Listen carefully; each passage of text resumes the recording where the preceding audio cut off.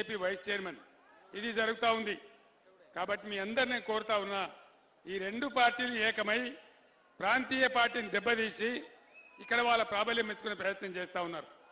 ఈ ముఖ్యమంత్రి ఏమయ్యా ముఖ్యమంత్రి, నువ్వు చేస్తలేవు అమలంటే కేసీఆర్ నీ గుడ్లు వీకి గోటీలు ఆడుకుంటా, కేసీఆర్ నీ పేగులు వీకి నేను మెడలేసుకుంటా, నీ ముడ్డి మీద ఉన్న షెడ్డి గుంజుకుంటా,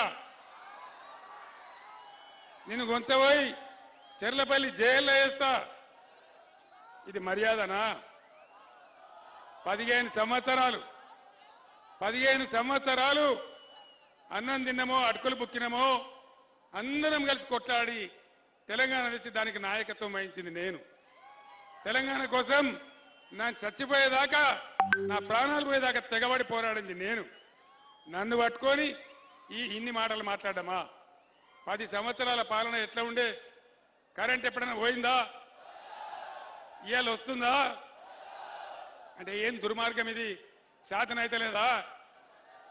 ఇవాళ ఏంది? ఒకడేమో ఒక పార్టీ ఏమో దేవుని పేరు చెప్పుకొని ఓట్లాడుతుంది, ఇంకో పార్టీ ఏం చెప్తుంది? ఇవాళ దేవుని మీద ఒట్లు పెట్టి ఓట్లాడుతుంది. ఇక యాడికోతే ఆడ దేవుడు మొక్కాలి.